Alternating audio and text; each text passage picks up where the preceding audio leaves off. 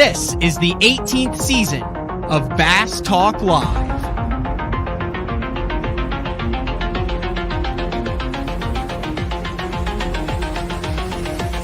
With your host, Matt Pangrath. BTL is brought to you by Lorraine's, Bass Cat Boats, AFCO, Strike King Lures, Sunline, Big Bite Baits, Spro, X-Zone Lures, Gamakatsu, The Bass Tank, Denali Rods, and Pro Guide Batteries. PTL, coming at you. Good morning and welcome to another exciting edition of BTL Bass Talk Live, where we are going to talk about bass fishing. I'm just starting it right off with the man Ken Duke right there. Get a little post ICAST action in. What's up, Mr. Duke? I'm doing great, Matt. Thanks for having me on. I appreciate it as always. Yeah. So, if you notice, I have a little bit of a different view, not the close up that I'm normally used to, and that's because within the last 4 minutes, oh, you guys have matching hats on. That's cute. That's because within the last 5 minutes, come on, hop in here, Mr. Bradley Hallman. Hey, Brad. Happen to be driving by in the area. Oh, he's got his old FLW mug. Don't lose that one. That'll be worth money one day. I'm rocking my ESPN FLW mug. Tour Tournament Champion Bradley Hallman, Lake Lanier, Georgia, March 2018. Did FLW do? Get your headsets on there, Brad. Did FLW do that for you? Yeah, I was trying to get a ring, and I got that instead. Oh, they gave you a Yeti instead of a ring? Yeah, I don't even know how I grabbed it. All right. We got Ken on today. Yes, good morning, Ken. Good morning, All Brad. right, so I'm starting the show off with this. You have to make love to the mic today, Bradley. You got it. You got to talk into the mic. So, like, your voice there, like, I got a 3-star review because you talk too far away from the mic, and I don't like 3-star reviews. I told you got to turn me up every time. I know, you were turned up, but you have to, like, see, I barely, like, my lips just brush the microphone guard right here. What are we talking about this morning, boys?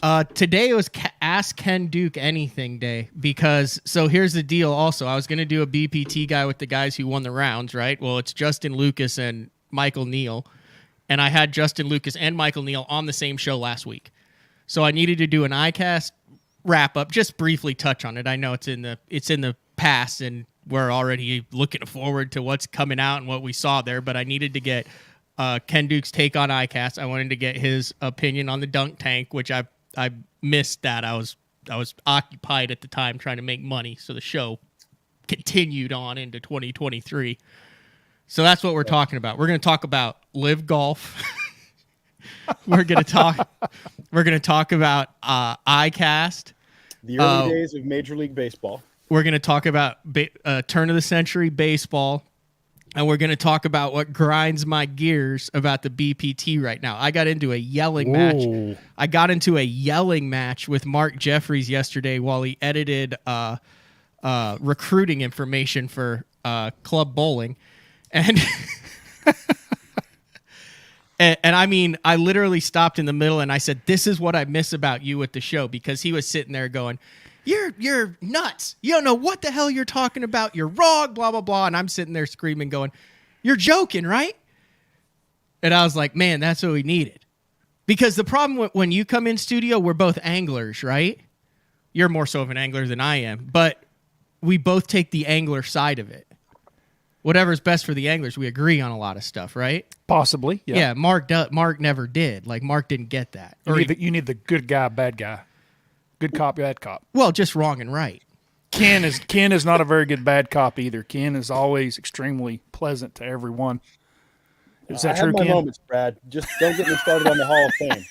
Hey, I'm trying to throw it out there for you. That gets me put in timeout, Brad. I got to watch that. Yeah, Ken was in BTL timeout for 3 weeks. He went off on the Bass Fishing Hall of Fame, which I'm a board member of. I see the merits of it. I'm not even going to get into the history of it, but he went off on it during Mark Jeffries' retirement show with Gene Gilliland standing next to me watching it. So I had to put him in BTL timeout for a month or two. Hey, Brad. Hey. Matt sees the merits of the Bass Fishing Hall of Fame, that means he has better eyesight than me. That's it. We're stopping right there. Hey, also in this show, I want to hear about the trip that you took after ICAST. Can we talk about Had a that good too? time. trip? Had a good time. Yeah, Ken's. Yeah. Happy to talk about that. Sure. Yeah. Lots to talk about. Whenever you're in the world of bass fishing, there's always a lot to talk about. And, I know, Matt, you were wanting to do a post ICAST show, and yeah, I'm immersed in ICAST as you guys are. FTR, my employer, we sponsor the new product showcase. Got a lot of new products out there in the world. You guys probably saw more of them than I did. I wind up going to the show and talking to people all the time, and I don't get to look at as much new stuff as I want to. But there was a lot of cool stuff at ICAST. Ken, I kind of made a joke beforehand about like the new products and stuff, about how it's always the craziest one that wins. I went to the new product showcase. I spent a lot of time in there looking at. I was impressed at the quality. It seemed like there was less. Let me see how I want to say this, because I don't want to insult anyone. Less gimmicks, but more how to build a better mousetrap this year at ICAST. Really struck me as, hey, this is stuff that works, but we've got guys that think they can make it work a little bit better. Not direct copies, but would you agree, based on what you saw, there wasn't an outlandish theme to this year's ICAST when it came to lures that catch fishermen and not fish? Well, absolutely, I would. I think that, there's a lot of derivatives. There's a lot of stuff that's, let's not call them knockoffs, but maybe spin-offs or slight modifications on stuff that we know has worked. We did see some big technological advancements. I think what Humminbird did with target lock is a major step forward in the forward-facing sonar world, and we're going to continue to see that develop over time. We saw some interesting stuff. So we saw a cooler win best of show, beating out the other 29 category winners. That was kind of a surprise. We've never seen a cooler. Wait, was that cooler that had all the different fold outs and options for it, and it was basically like a cooler that like transformed into an apartment? Yeah, it looked like Did like you one see of those that, Brad? IKEA 150 square foot homes. Yeah, you like take it to the beach, and then you've got like a table, like a cooler that turned into like a table and a tent and a cutting board. Like it had like all sorts of crazy stuff with it. And then wasn't there like a cool story behind it of the guy who invented it too? Yeah, the guy who invented it, he had been in Las Vegas the night the shooter took out so many people from one of the hotels. Oh, I and had his not best heard this. friend was killed there, died in his arms. And the guy who invented this cooler, which is called the Pack Back MK combo, Pack. Yeah, I mean, it's a Pack Back cooler. Anyway, his friend died in his arms, and he had PTSD and all kinds of issues. He started this company. He'd never been to ICAST before, and then they went overall best of show. And the combo was not just the cooler and the cutting board and the table and all, but also a vacuum sealer. So, guys, you can go out there, you can catch your fish, you can fillet them up, you can put them in a bag and vacuum seal them. They're ready for the freezer. Yeah, it's interesting. You need to take that down to Port Aransas, right? Yeah, to the coast. Weren't you just in Vegas? Yeah, I was just in Vegas. Spontaneous weekend in Vegas. Yeah. Hey, it actually ties back to ICAST. I found some similarities. I got some things. Okay, go to throw out there. Yeah. Well, I'm like Ken, so like everybody's like, what was at ICAST? Well, really what we saw is we saw a lot of companies, and Ken really put it in a very positive manner. We saw a lot of things that have already existed, and now everybody has it. So we're seeing these other companies, and some of them being smaller companies or newer companies. I'm not saying there's anything wrong with this, but everyone kind of has a line of their square bill, right? Their 1.5. Yeah. Everyone has their form of a spook, whatever that is, and a lot of different colors, a lot of really good-looking color schemes. It reminded me a lot of what, like, when 6 Cents came out, when Casey came out with 6 Cents, and he went along with a lot of the same styles of hard baits that had worked for a long time, but he put some really unique colors into them, and I think that's what we saw a lot of. Collaboration was something that I saw in Vegas. I have not talked about that. So That's a great point. This is Brad. where I think this industry needs to head right now. Like, I'm going to throw some stuff out here that I think is for real, Ken. Seriously. So I don't ever go, like, if I'm at a mall, it's like twice a year, and I've usually got my little girls dragging me around, and they've got bags in their hands, and they're spending all my money. And I feel like you're a Hot Topic guy. Yeah. What do you mean, a Hot Topic guy? That's where you get a icy and go hang out in Hot Topic, don't you? No, I find a park bench generally to park on is usually what I do. But anyway, so Vegas, for you guys that, that go, especially if you go with your wives, they have some extremely high-end shopping malls that have the names of stores that I can't even pronounce. Louis Vuitton's, Versace. Yes. Yes. Yeah, I've seen them before. It's like just like a sanitized room. There's like 3 purses in it. Like one, like they have a giant, and it's like sitting on the deal. And then you go in and it's like $9,600 for a little handbag. Yeah.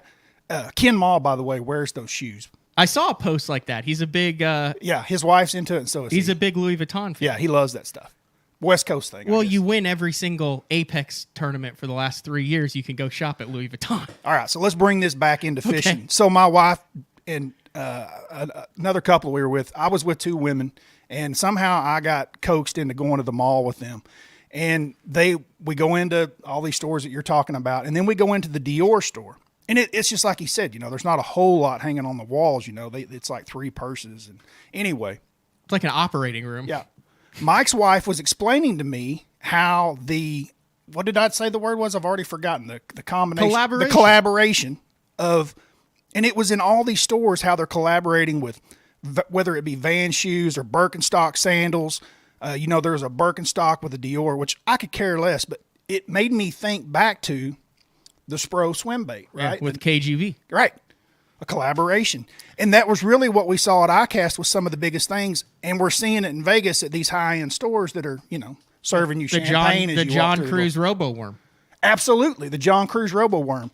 And I think that is where people really made a splash at ICAST. That Missile Baits Robo Worm, technically. It's not the John Cruz. He's the one. I think it's a great idea to have a collaboration. Instead of just knocking off somebody's idea, which is what's always happened in this industry for the most part, right?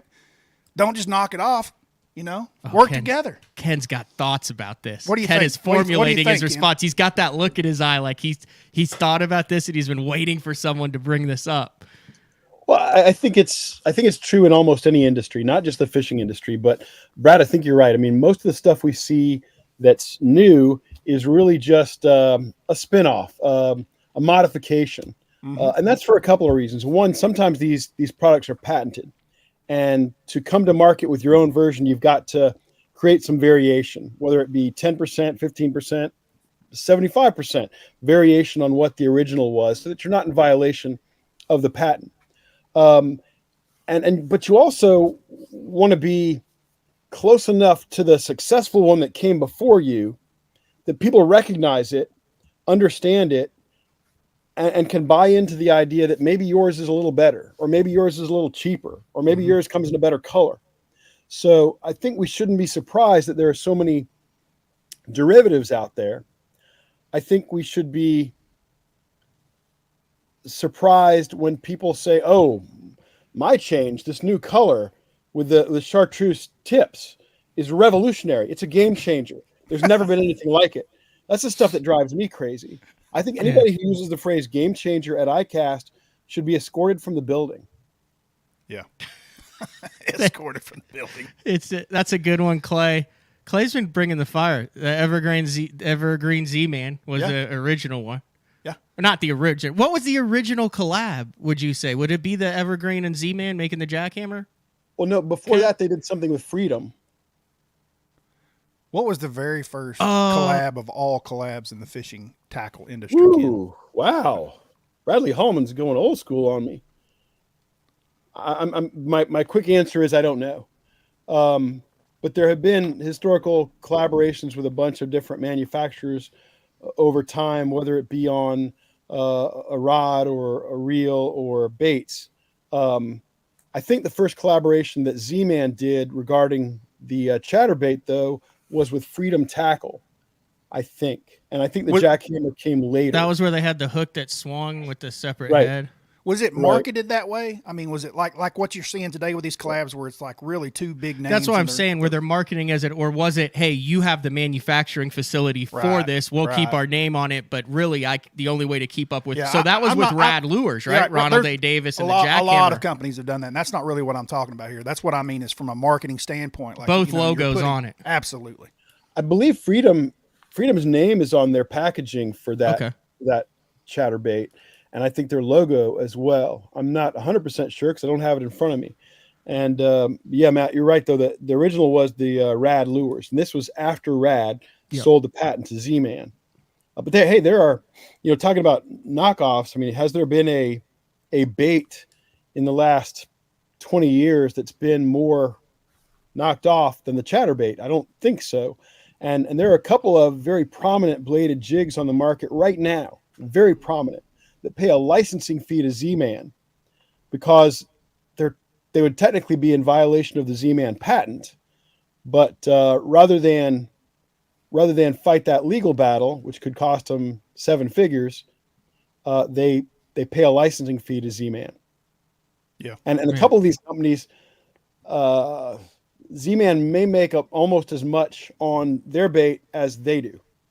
Z-Man did, and I know you know a lot more about this story than I do, but Z-Man went above and beyond when there was not money coming in. That was per Ron se, Davis who did it, to who really filed for all the protect patents. to really protect that patent, and had to fight a lot of companies and a lot of uphill battles to get that done, to where they are that profitable from it today.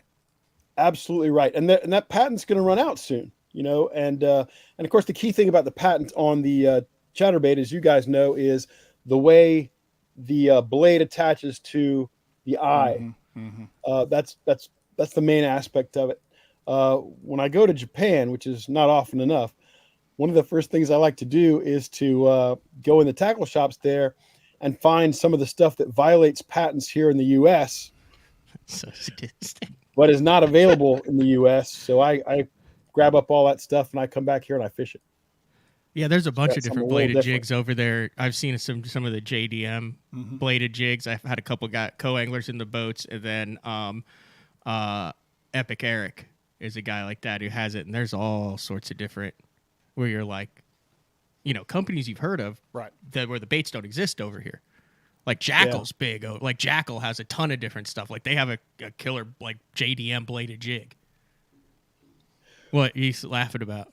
No, I think that there's a lot of them over there. I mean, it's amazing and it's really cool. I got to thinking about hopefully this won't get me in deep trouble, and I don't think it will. Have with, you ever gotten in guys, trouble but- for anything you said on BTO? Like, have you ever gotten the calls after the show? Or... Nah, not really. Not really. I mean, I've had people come up and say to me they didn't like something I said or they took offense to something I said, but they weren't in a position to get me in any trouble. All right. Well, don't keep that trend going. Don't get yourself in trouble, but push the edge here, Ken. Well, there was one of the Guggen guys, one of the big YouTube players. He did a thing, his first visit to ICAST. This was some years ago. I think it was the first year that Guggen displayed, and he beat up a lot of the bigger companies for having derivative products that they were introducing. And then he goes over to the Guggen booth, and everything there is revolutionary and new and special. I'm thinking, no, dude, everything there is as much a knockoff as anything you were deriding earlier. Yeah. You just have a skewed perspective on this. You know what? I'm working on some very interesting interviews, particularly one coming up, hopefully in the next month. I haven't even told you about this. I think it'll shed some interesting light on some things. As to, it's almost a which came first, the chicken or the egg type deal. And I think we all think that the water is pretty clear. I think we know the timeline. I don't think we know the timeline, Ken. I think we're maybe perhaps a bit skewed as to how and when and who and with what certain things were created or developed. Okay, but let me say this. If you want to criticize, if you want to say the Whopper Plopper is new or was new 10 years ago, no, it was not. Bernie Schultz has one from like the 50s. Well, there's one from 1921 called the Roberts Mud Puppy that is a Whopper Plopper from 1921. It is still being made by the same company in the same little town in Wisconsin. If you want to tell me the Jackal Pompadour is new, no, it is not. The Head and Crazy Crawler came out in 1938. So it's really tough to come up with something new. I think what happens is, and I'd love to get y'all's take on this, I think what happens is that something is truly new when you combine typically two old things in a way that hasn't been seen before. Even the Chatterbait. The Chatterbait is basically a Walker Special, which is a blade just like you see on a Chatterbait. The Walker Special had a blade just like that. But on the other side of the blade wasn't a jig body, it was a treble hook. Yeah, exactly. White bass lure that they trolled. Yeah, but if you combine the Walker Special and the old what was it called? Whopper Stopper Dirty Bird, you've got a Chatterbait. So I think when you combine two old things in a way that we haven't seen before, that's the magic. And then you could just do what Z-Man did this year and just combine like 6 lures all in a line. You got the Walker Special, you got a Suic, you got a Spook. I did think that, I mean, of all the Hellraiser, Z-Man had a good booth there. They had some new stuff that was different. They definitely did. How have I never heard of the Whopper Stopper Dirty Bird? Have you ever seen that, Brad? No. Holy cow. This is mind-blowing. How old is this? See it? Are you looking at it? How old is it? I was throwing it in the 70s. I can tell you that. I won the Derby on a Whopper. What did you say the name of it is? Whopper Stopper Dirty Bird at Thunderbird. Yeah, well, look at this. Is that your phone? No, sir. Is that Ken's phone? That's my text on my computer. Sorry about okay. that. No, that's fine. I just wanted to make sure it wasn't. I was trying to figure out because it sounds like it's in here. All right. Ken, like he's our teacher and we're in trouble in class. Hey, for are having you a phone. are you ready to have your mind blown, I'm ready. Brad? Let's have it. Well, you know what's about to pop up on the screen, Mr. Duke. The Whopper Plopper Dirty, the Whopper Stopper Dirty Bird. Yeah. Look at that thing. Yeah. Now, guys, what's different there is you see that blade is fixed. It's fixed to that jig head. But it's a metal blade attached to a jig. And what year was this made? Because the quality of that hook is top notch. I couldn't tell you what year it was made, guys, but I can tell you I was throwing it in the mid 70s. Wow. When I was a kid. Does it kind of work like the Snagless Sally or whatever? Does it just kind of rock? Well, it works very similar to a chatterbait, but if you crank it as fast as you might crank a chatterbait, sometime it would pop out of the water. It would spin out. Yeah. But on a slow retrieve, that sucker was awesome. The hook, as you say, was junk. It was too small, not great. But hooks weren't great then. It wasn't an incredibly durable bait. But it was something special with a really unique attitude. It moved exactly like you would expect it to. And people stuff. Today don't remember it because they're not ancient like I am. Has anyone ever won a tournament on that thing? I don't remember anybody winning a tournament on it. But who knows? Hey, I'm sure in Texas where those baits were designed and manufactured, there were probably a lot of local tournaments won on the Dirty Bird. There's no way somebody didn't throw that thing at Rayburn and all those pads and not crush them at some point. They had that was a cool company. They had some really cool little short arm spinner baits and Whopper Stopper was for real. They made some great crankbaits. Some of the early deep diving crankbaits were made by Whopper Stopper. Now, they didn't crack the 10-foot barrier, but nothing did until the mid 70s for a couple of reasons. One, those baits were not very aerodynamic, so you couldn't throw them a long way. Two, the rods and reels were ill-suited to throwing a crankbait or anything a long way. There were short rods, reels that were not that smooth, lines that were not that great. So it was hard to get a bait out there far enough, but they designed some baits that would dive 7 or 8 feet It wasn't until Lee Sisson came along, started designing his own stuff, that the 10-foot barrier really got cracked. Didn't Lee fish on the Elite Series with Yeah. us for a little while? I thought Yep. so. Yeah, he sure did. Yeah, he's from Florida, right? Yes, Is that, he or is. he's He in lives Florida about now. 30 minutes I from don't me. know. He was in Florida. He's yeah. like a super nice dude, right? Yeah, super nice. He's insanely nice, and Yeah. he's one of the most fascinating guys in the sport. I mean, apart from the fact that he designed all the great Bagley lures from the 70s and 80s, he's designed other baits for other companies through the years. He went to college and won a couple of national championships, Division II, where the quarterbacks, Lee was a guard on offense, and the quarterbacks he played with were Phil Robertson from Duck Dynasty No and way. Terry Bradshaw. No way. An amazing guy. Hey, this is a side note. We don't have to go down this, but I have to ask you this. I had David Mullins on, who's second in the Angler of the Year, had him on Monday show, and he was talking about how his bucket list is to get in the boat with David Fritz. Never fished with David Fritz. He's like friends with him, hangs out with him. I'm like, dude, you can just call him up and say, David, let's go fishing. He's like, yeah, I know, I need to do that.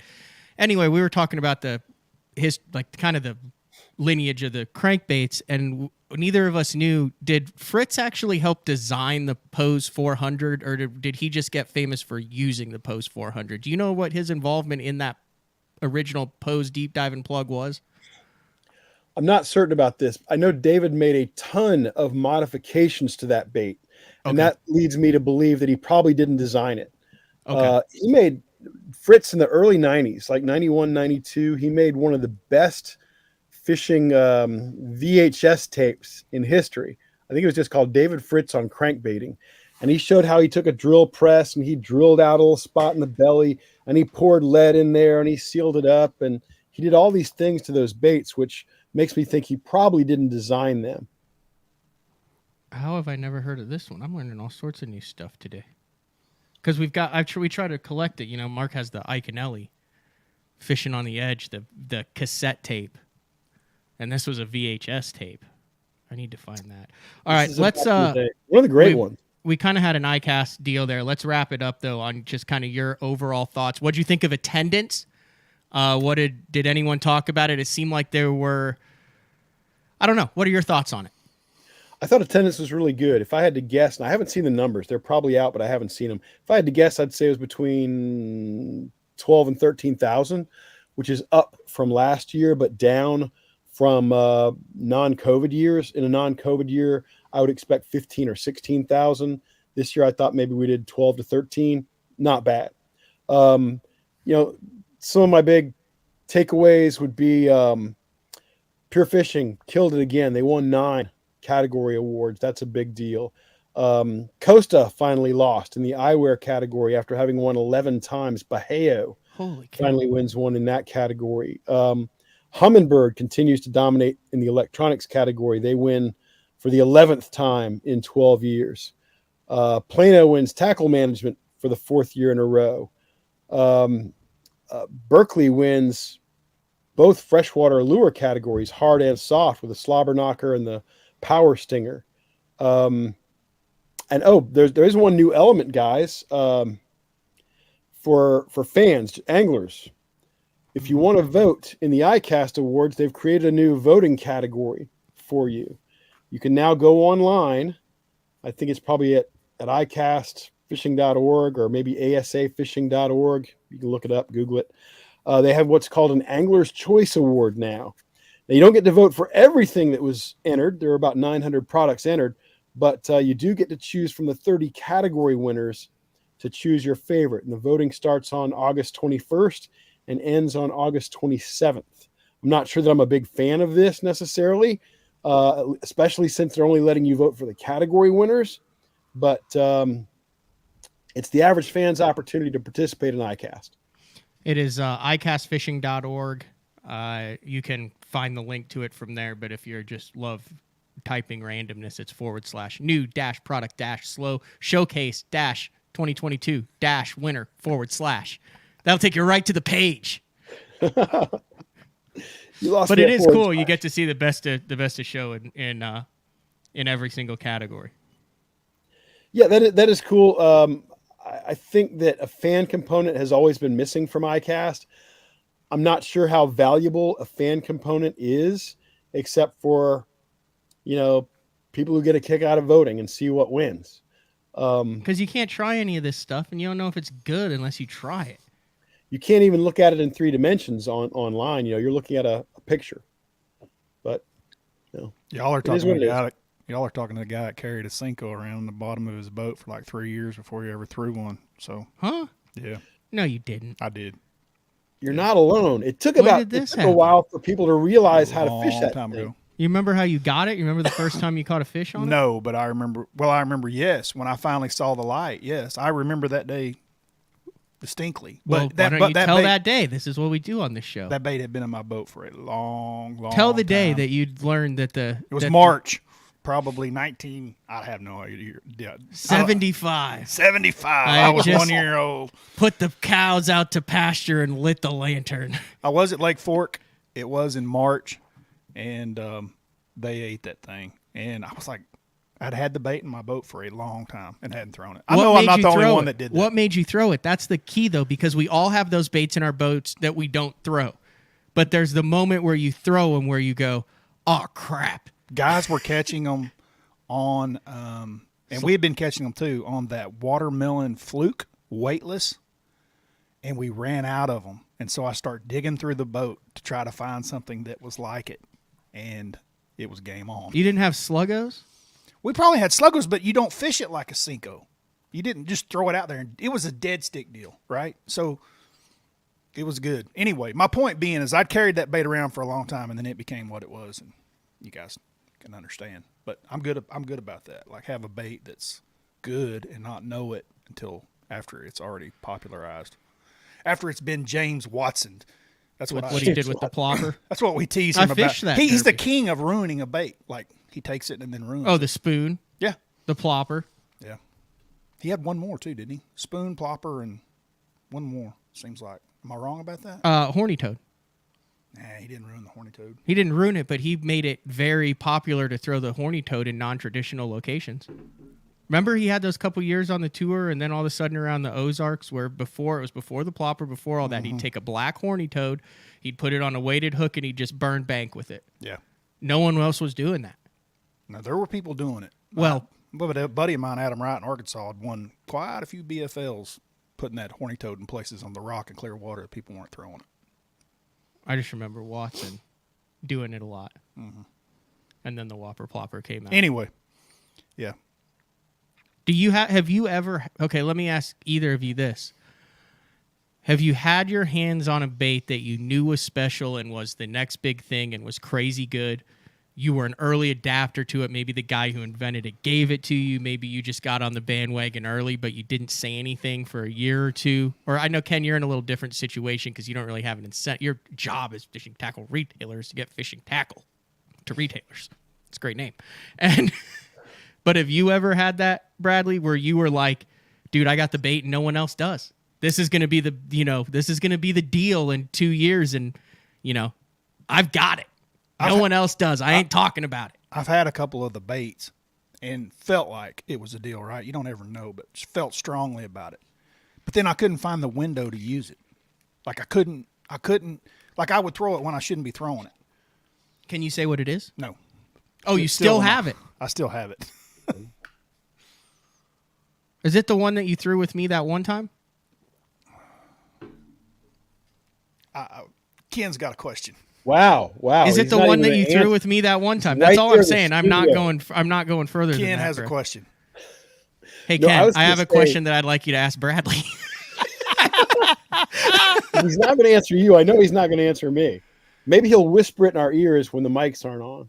Blink But anyway, twice. Look at me in the eyes, Brad, and blink twice if it's the one you threw with me that one time. Go ahead, Ken. I think it is. I like seeing Bradley Hallman under pressure. All you need now is the swinging naked light bulb, Matt. If it's the bait that I'm thinking of, it is right. Move on, Matthew. There's Move dude, on. Move I haven't on. given away anything on it. You don't want Mark in here yelling and screaming at you. You're going to have me yelling and screaming at you. Let's I'm go. just saying, if it's that bait, there's massive potential to it. But you're right; it's very hard to figure out when you're supposed to be throwing it. Bradley is Carolina rigging a Hopkins shorty. I think that's the secret here. He's agreeing with me. All right, what was your question, Ken? I wasn't going to ask a question. I was going to point out I had the good fortune of being in the Athens, Georgia area in the early and mid 80s. I was going to school at the University of Georgia, and Zoom Bait Company was just up the road in a little town called Watkinsville, or Bogart. And so I would go to the local tackle shop there in Athens, and there would be this tiny little part of a shelf area where you could see the new Zoom baits. This is before anybody ever heard of Zoom. Cool. And so I had the trick worm early and realized how great it was throwing it weightless with just an offset worm hook, and just killed him on it. Just killed him on it.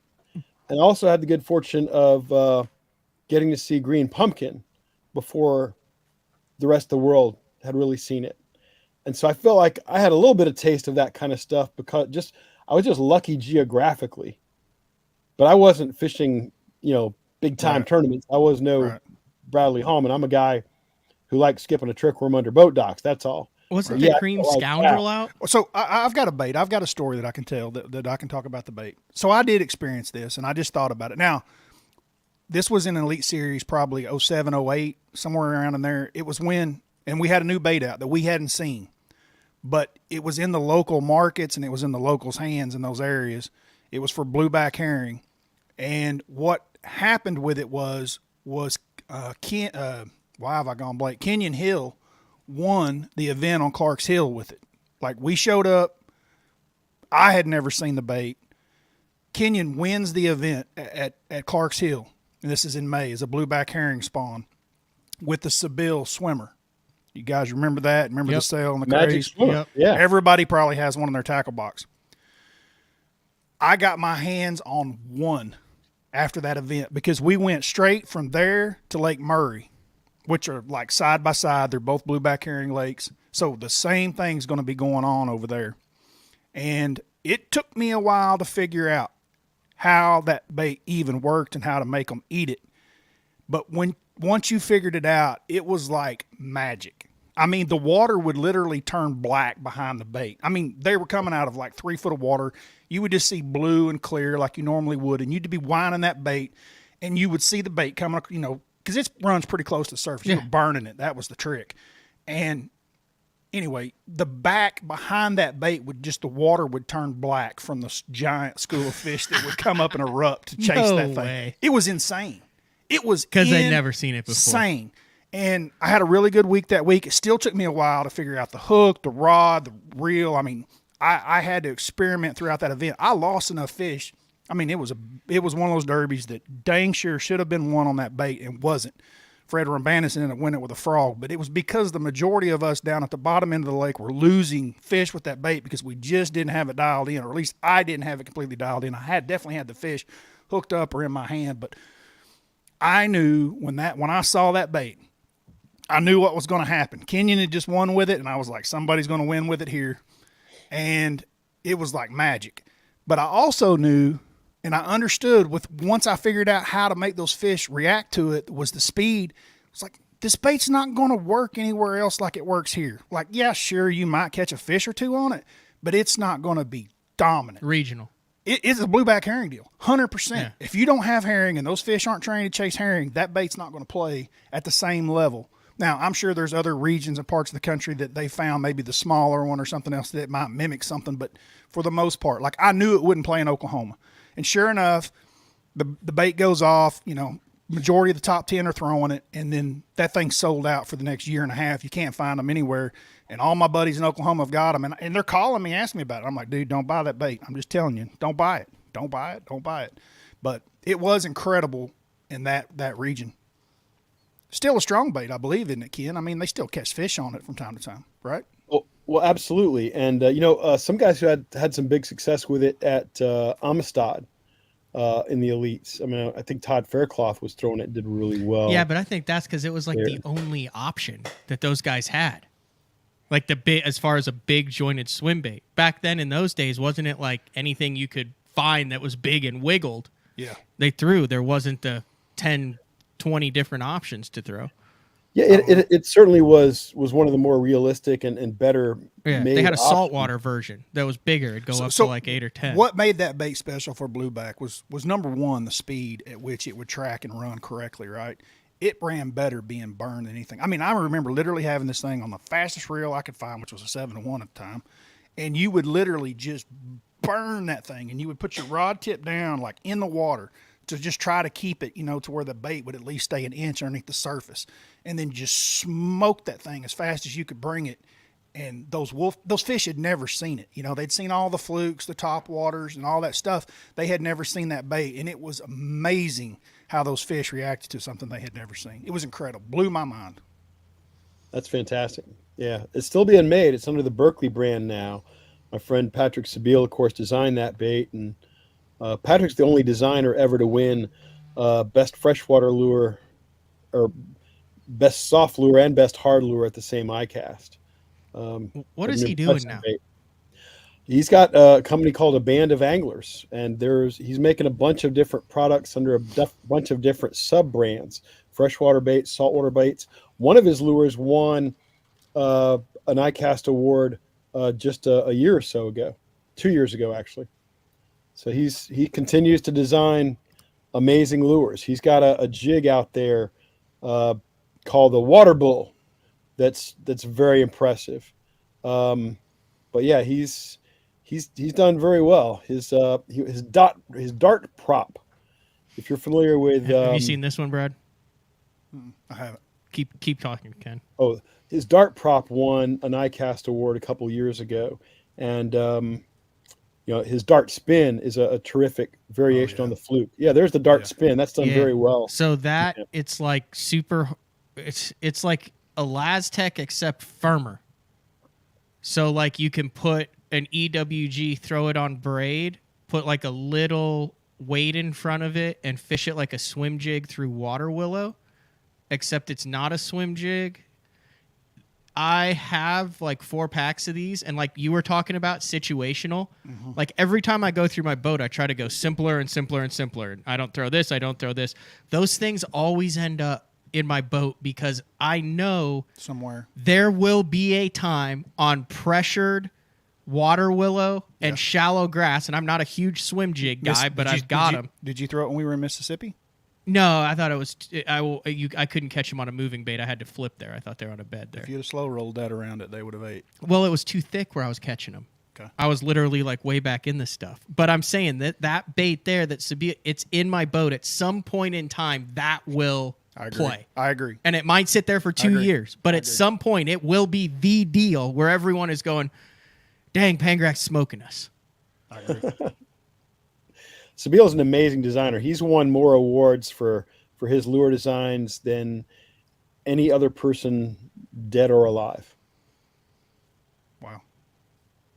Say that again? Patrick Sabile has won more awards, national, international, than any other lure designer in history.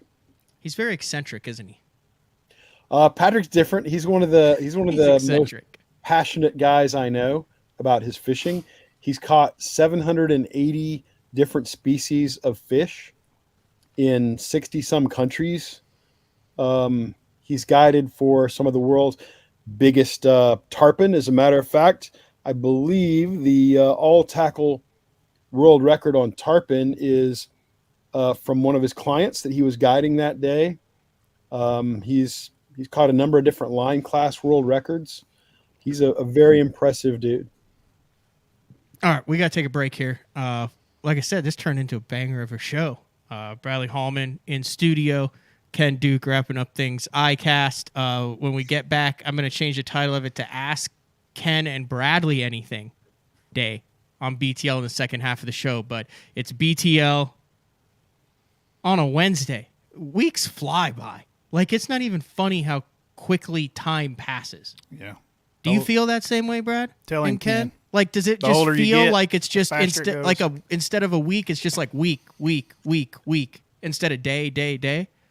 It's all about what Brad just said. The older you get, the faster it goes. Mm-hmm. I guess that's actually true because it's less percentage of your life the older you get.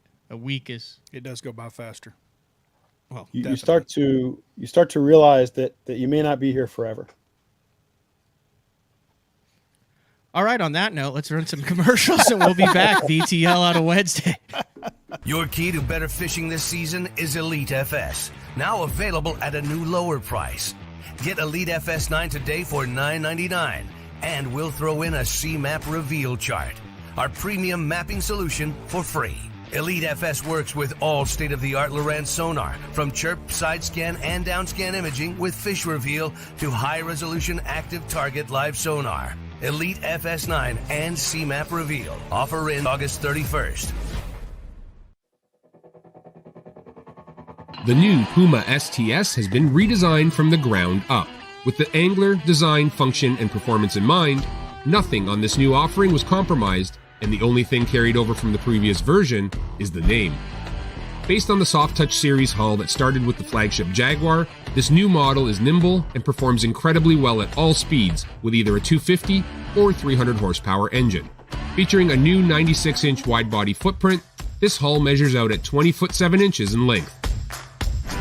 Industry-leading design coupled with tournament-winning performance. The Puma STS from Basscat. Feel the rush.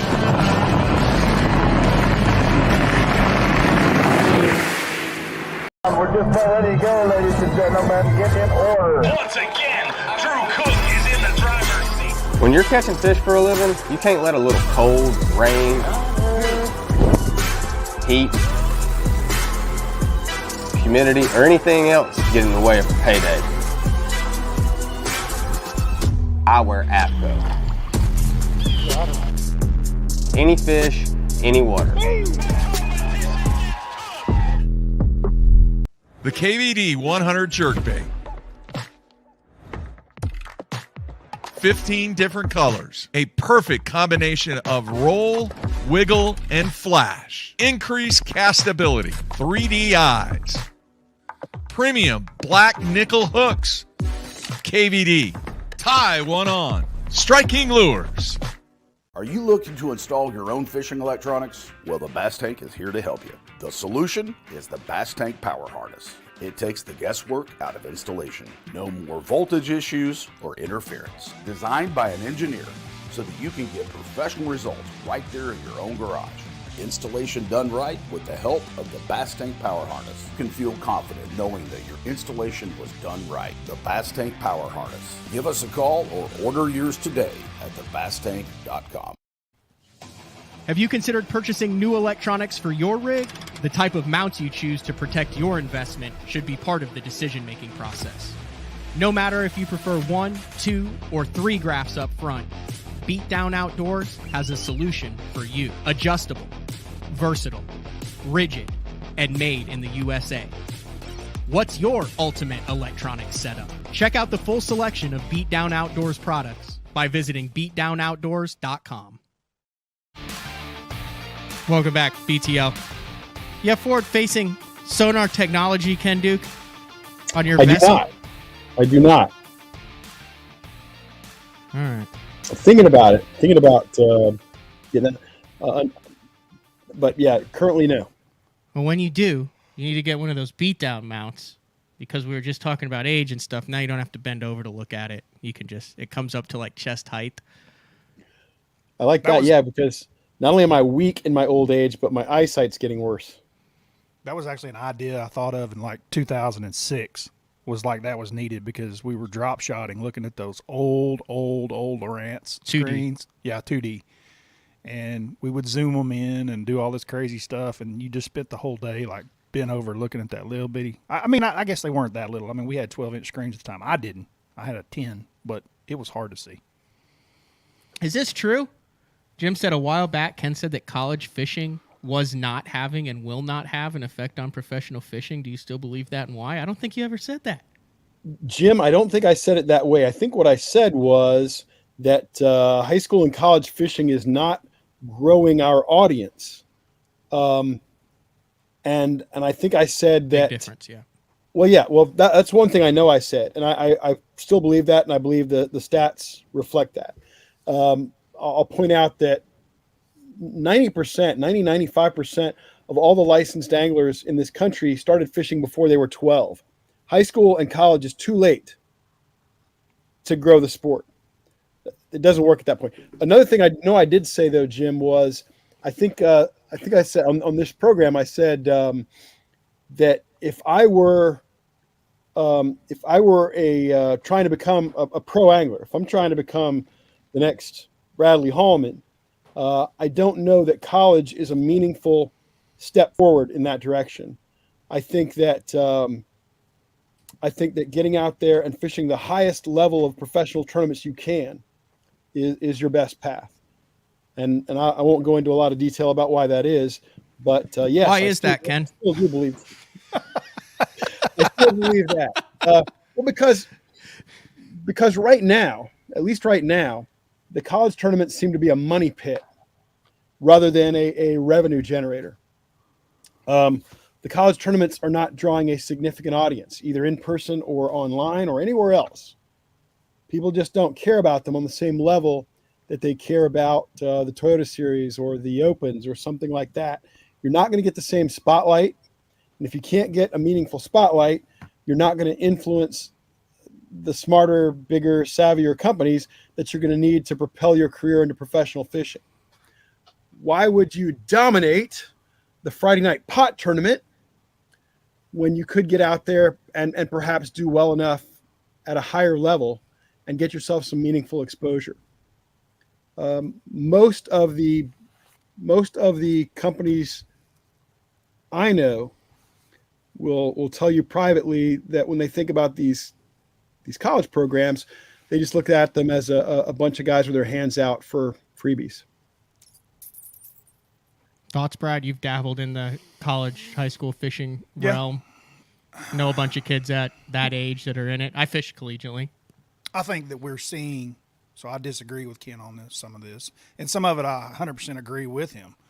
I think that we are seeing a big turnover from the interest that we're gaining from them at such a young age on the pro tours.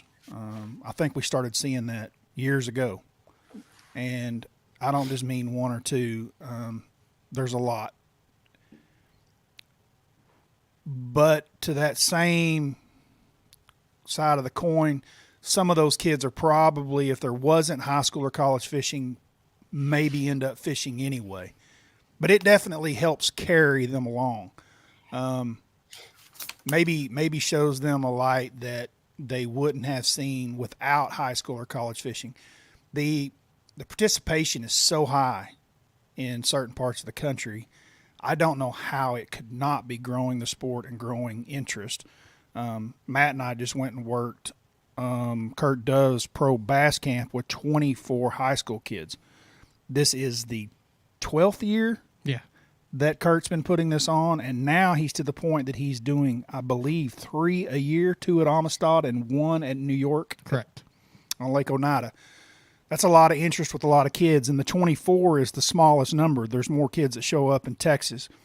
And I can just tell you from my experience with those kids just that week, there's a lot of very nice tackle.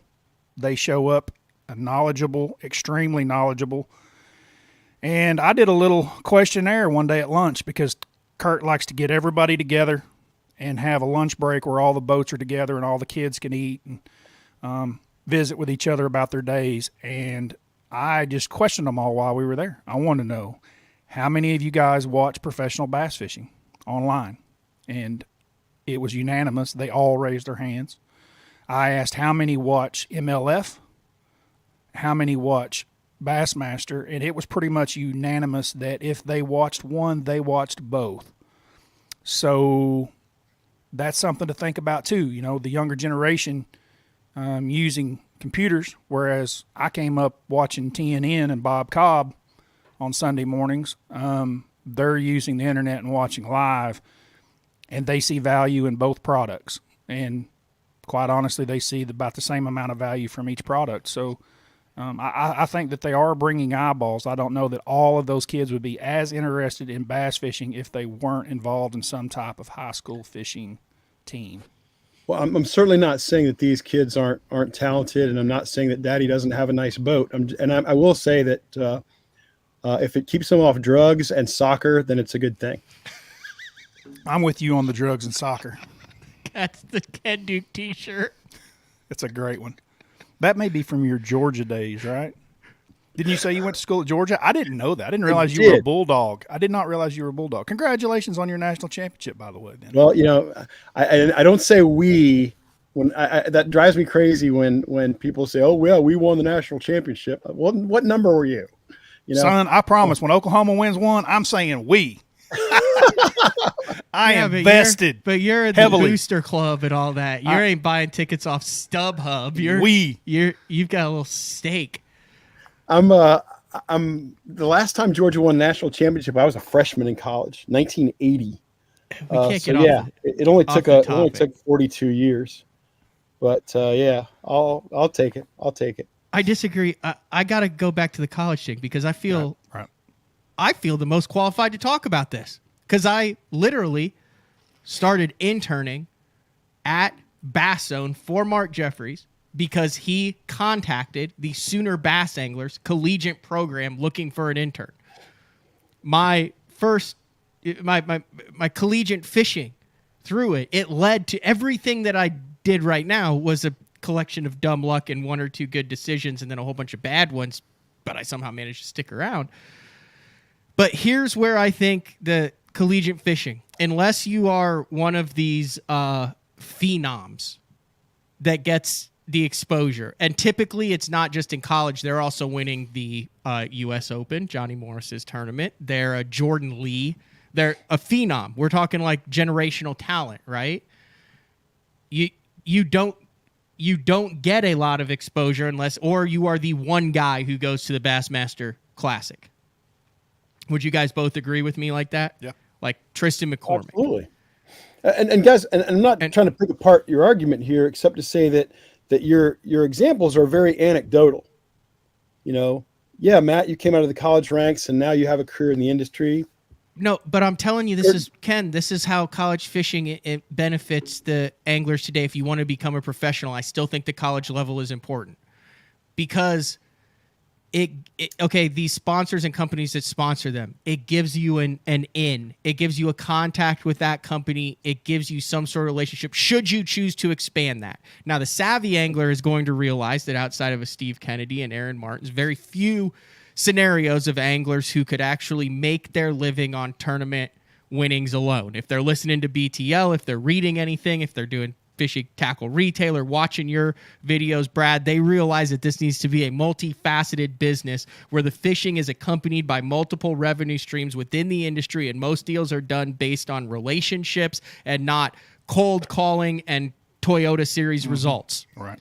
So if you have a kid who's savvy, who realizes that, the college fishing is a pre-built foot in the door, especially with an established program that's going to have a deal with the boat, a couple tackle deals. They're going to have their foot in with, if you go to an Auburn, if you go to a Bethel, if you go to these, you have it. Now it's up to those kids to take that and turn it into something more than just realize, well, maybe if we win a couple college tournaments, I'll get big. Yeah, you're not going to get as much notoriety for winning a college regional as you are a Toyota or an open event, but there are more opportunities at that level because you are there for a small time of the year.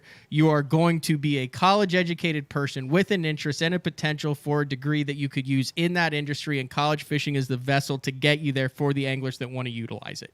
That's where the college fishing is valuable right now. Plus, you also get to learn how to fish across the country and all that, and some of the schools pick up the tab so you can do it in a little bit of a reduced budget. It just kind of depends on that. But the fishing is just one of I don't think it's the most important aspect of college fishing. Come on, Ken. I want to hear some more of your side of it. I'm not shutting you down. I'm interested because you make a lot of points that I agree with a lot. So keep coming.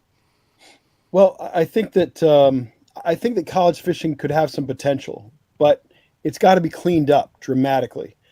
What a lot of people may not be aware of is that college fishing is not a sport. It is a hobby, a club. Mm-hmm. These people are not NCAA sanctioned. If they were, you wouldn't see these guys with these logos all over the place because the university and the NCAA would never allow such a thing. there is very little oversight of these programs. Very little. I can tell you that guys have qualified for the Bassmaster Classic before who were not even in school when they qualified.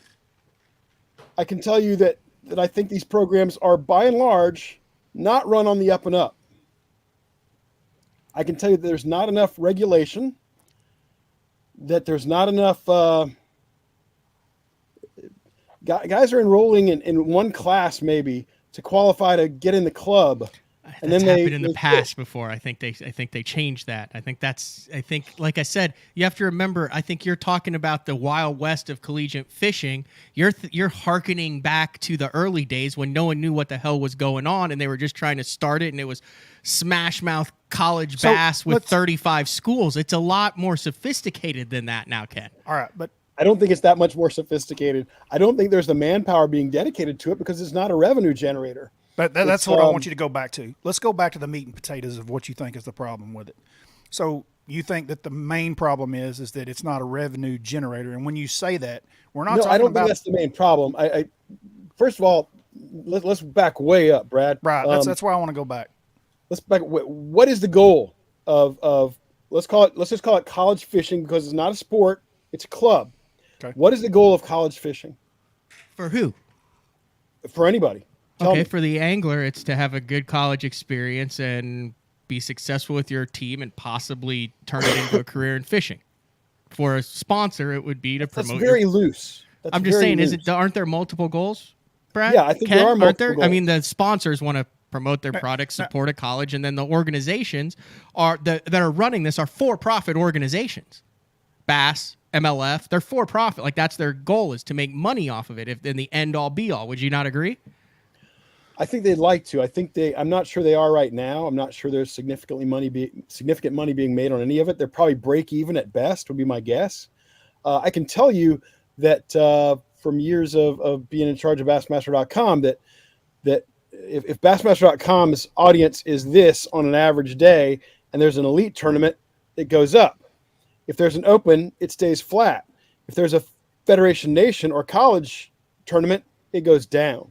Yeah. We talked about this. You and I did. Because I was talking to you about my YouTube channel, and I did a series for about a year and a half where I was traveling around with these opens, and whenever I would get done with one, I would get a kid out of that area. And I love the format, and I had a lot of fun with those kids. It was a lot of work to make the shows. It was actually the most difficult shows that I made. They were the least viewed, by far. And they were really, in my mind, they were the coolest concept, but they were not taken by the general public. No, the general public's not interested in that. Now, should the general public be interested? Maybe. The general public is also not interested in conservation for the most part. Right. You have a high school kid talking about conservation. You're not getting any numbers there. No, you're not going to get numbers. But anyway, so I think that because all things follow money to some degree, that's a major obstacle. That's going to be a big reason why college and high school fishing are not going to be big time ever. But hey, that's a major reason why our sport hasn't gotten the kind of audiences that they get for golf or baseball, football, basketball. Yeah, I totally agree. There's just not the money in it. I think they need to be cleaned up. I think they need to find some revenue sources if they possibly can and find an audience. I think that's very, very difficult. I think the leagues are set up in an awkward way. I remember when the idea at Bass came about for a college fishing program in the late 90s, early 2000s, one of the things I advocated at the time was, well, let's divide these schools up, kind of like they do with NCAA college conference realignment. Is that what you're calling for, Ken? This is before realignment. I'm old. But yeah, let's arrange it by conferences. Let's create some real rivalries here. But that's not the way it was done. And so I think you're lacking some of those same kind of rivalries that are a big driver in big time college sports. But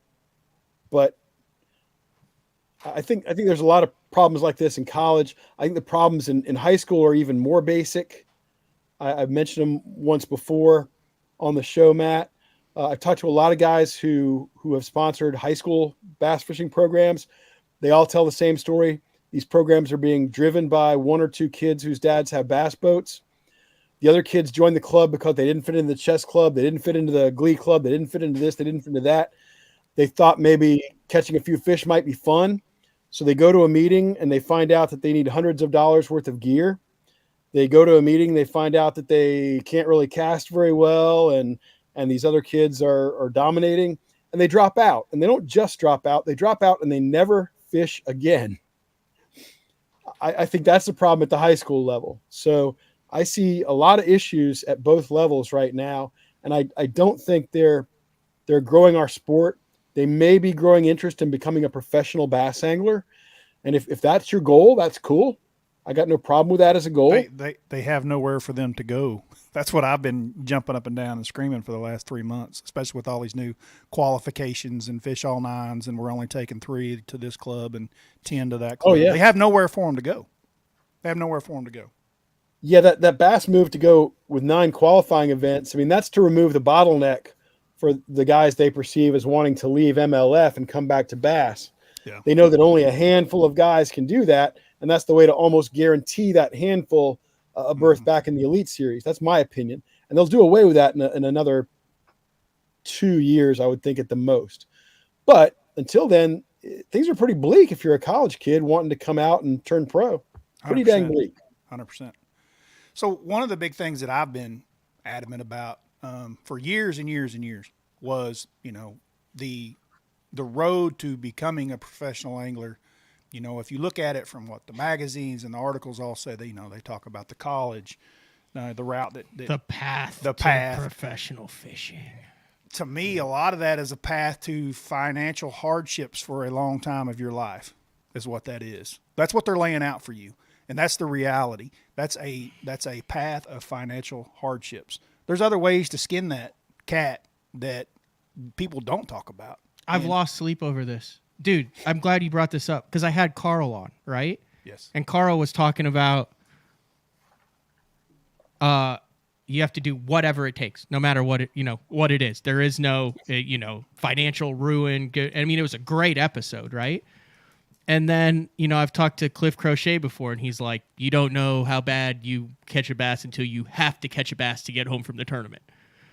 Mm-hmm. But then I also talked to other people. Okay, we'll use Greg Mansfield as an example. He's not fishing them anymore. He did the fishing thing for a while, but he fished all the opens and the MPFLs, was financially stable with it, made good decisions, was able to travel comfortably, and wasn't worried about financial ruin. There's a guy who did it. He went and he tried to make it.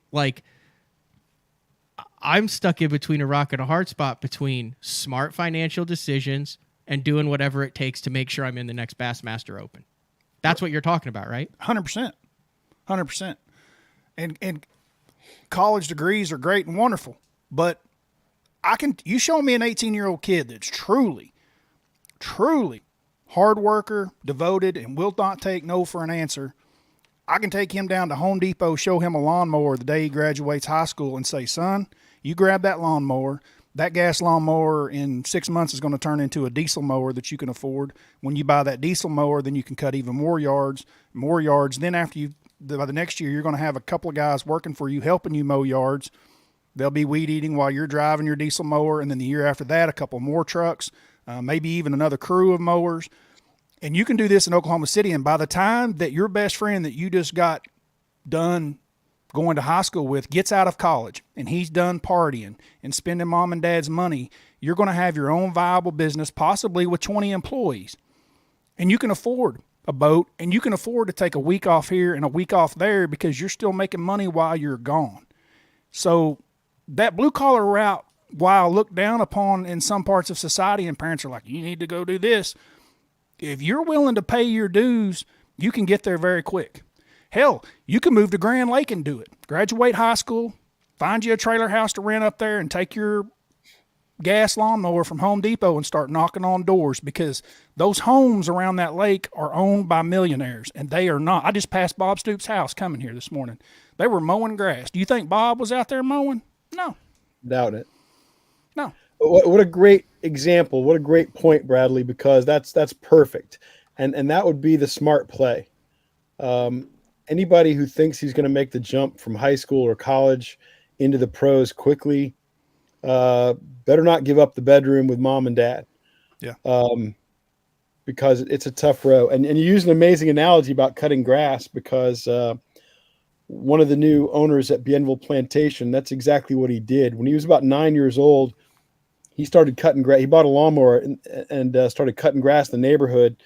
Now he has a giant landscaping company. I believe he designs and builds golf courses, and he's one of the owners at one of the premier trophy bass fisheries in the country. So, there's easier ways to make a living. What that path will allow you to do is it allow you to chase your dream and allow you to fail. You can fail, and it's not going to be the end of the world. You know that you can come back home, get more contracts, hire more, get more and more and more. Right. So it turns into winter projects, landscaping, you're doing it all by then. You're hanging Christmas lights, you're doing whatever. And then you're able to make money and still fish. Mm-hmm. There are young guys who bombed out of the elites who do not fish anymore. They do not fish any longer. That's how bad a taste they got in their mouth from the experience of a dream that didn't come true. I crossed that path. What made you come back, though? I just loved fishing too much. I told this story a bunch, but when I got back home in 2011, I put the boat in the garage like Ken's talking about, and I told my wife I'm selling every damn thing I own, and I'm never fishing again. But I had been doing it long enough and truly loved it so much that my buddies around here drug me out of the house into the back of a boat and, fishing Wednesday nighters and fishing local, and it lit my spark back. I got you. But it does, Ken. It burns guys to the point that it's like being tied to the bumper of a truck and dragged down a gravel road. That's what it feels like at the end of that process for a lot of men. And I've seen it. You see it in their faces, right? I mean, you've seen it for years, Ken. Yeah. Do you see more of it now? Do you see more of it now than you saw back in the 80s and 90s? I don't, but I think I'm going to, because I think that this generation of high school and college anglers that we're grooming, telling them, hey, you can be the next Kevin Van Dam. I think we're grooming them not just for success in the tournament trail, but also for abject failure and giving up the sport. I love the show today. It's a good one. There's some great quotes in it. Can we call this show the Ken's Sunshine Hour or something? No, I mean, you're just preaching the truth, son. I'm right in the middle of it right now. I'm here because of college fishing, and I'm fighting through the opens.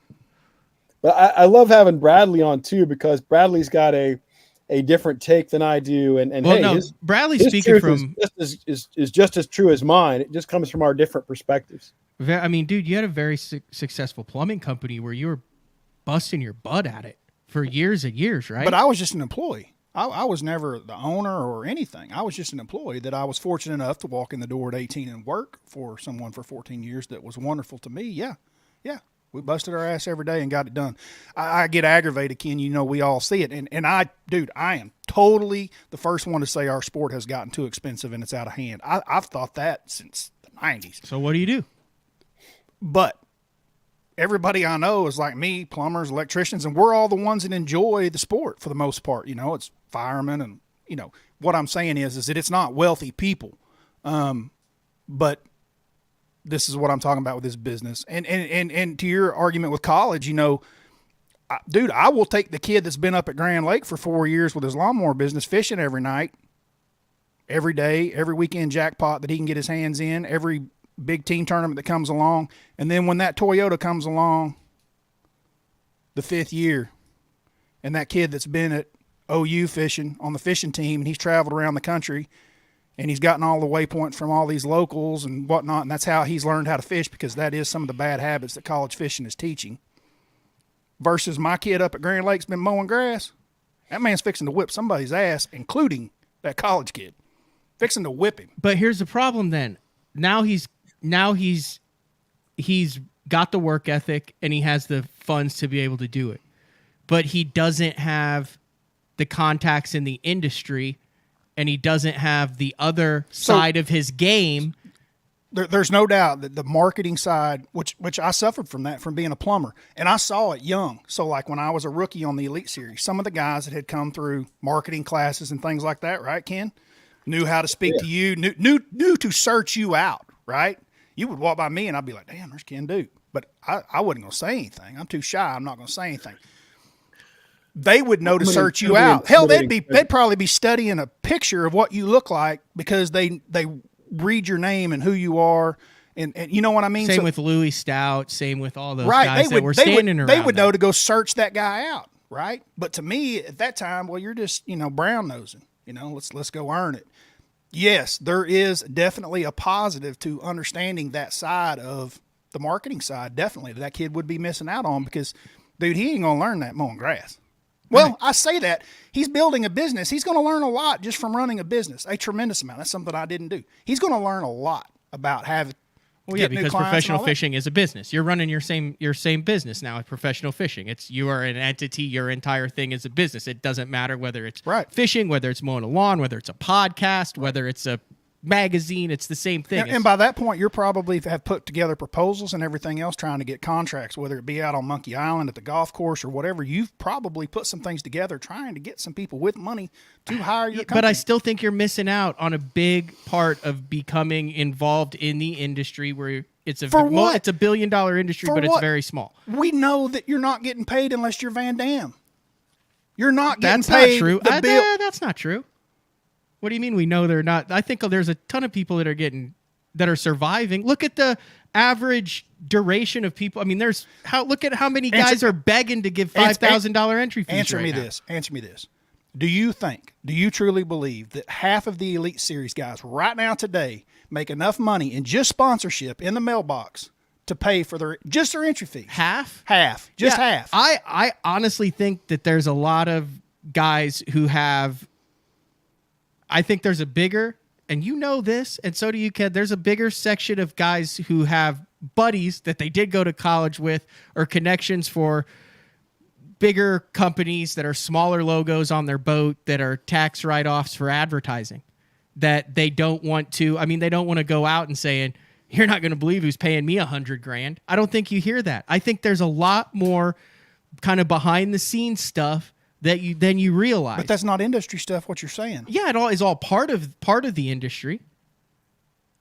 I mean, this is the deal where the guy who cuts grass can make it. This is what happens for the guy who doesn't go through the ringer and play the endemic game trying to get a bigger slice of the pie that's never changed size, right? So the non-endemic is it's the whole bakery. Right? And the fishing industry is just the one pie. Is that a fair assessment, Ken?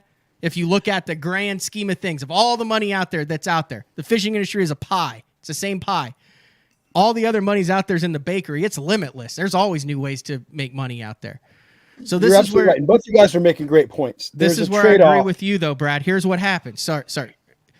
Here's what happens. The guy who cuts grass, he knocks on the right door. The millionaire sees the guy who's done it. He's cut his grass for 10 years since he was there. He's always there. He sees how he grows his business. He's talking to him in the driveway one day. You want to mow grass the rest of your life? No, I want to be a professional fisherman. That's why I do this. Oh, I've seen you with the boat down there. Oh, really? Well, this guy's cutting his grass, owns the business. He takes a liking to that guy. He sees him as a young entrepreneur. Boom, sponsorship. Now you don't have to worry about all that stuff. But that's only for a set window of time. That's a 2 or 3 year period. 5 but it gets you in the door, and then you rely on your fishing. Okay. There's a trade-off, and you guys are all over it. The kid who leaves school and starts his own business, mowing grass or whatever, he's going to have the financial wherewithal to follow his dream, but he's not going to have the time on the water to perhaps be as successful as fishing as he might be. The guy who comes from money, or the guy who follows his dream immediately out of school, may develop the time on the water necessary to be wildly successful, but he lacks the financial wherewithal.